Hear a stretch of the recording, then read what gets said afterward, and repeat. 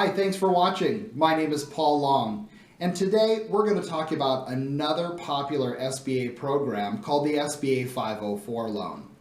This loan is generally used for the acquisition of existing buildings, new construction of buildings, and also long-term large pieces of equipment.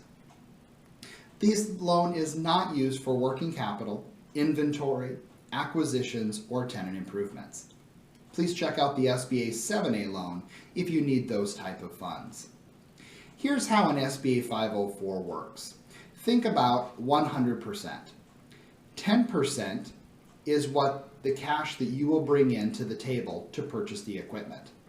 If you are a startup business or a special purpose, that may be 15%. So make sure to check with your lender to find out what you qualify for.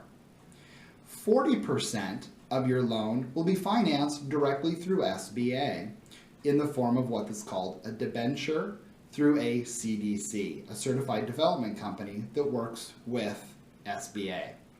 And the other 50% is a lender. What's important to know is that a lender cannot do a 504 loan without a CDC, and a CDC cannot do an SBA 504 loan without a lender. So make sure to reach out to the lender to get connected up with a great CDC in your area. Let's talk about interest rates and terms. Since we're talking about a bank loan and an SBA loan, at the end of the day, you will have 2 monthly payments, one to SBA and one to the bank, both with different terms. So first, we're going to talk about the SBA portion, which is that 40% loan. It is generally a fixed rate loan, fully amortized over 10 years or 20 years. That's usually at or below market averages. This is what makes this product very popular. On the other side, there's the bank side. And usually that is a 5-year fixed rate with a 10-year maturity or balloon, which means they need to renew the loan at the end of 10 years.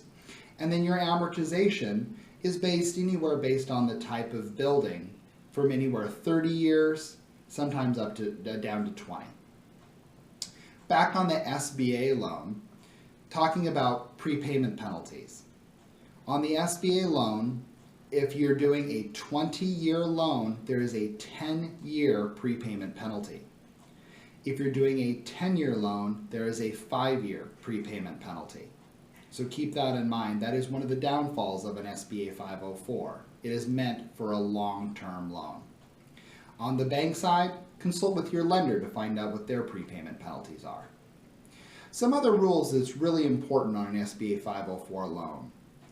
If you're going to be buying a building, you must occupy 51% of the building for your owner-occupied business. An SBA 504 loan cannot be used for investor real estate. So it is possible for you to have a tenant within your building, but you must occupy within your business 51% in order to qualify for this loan program.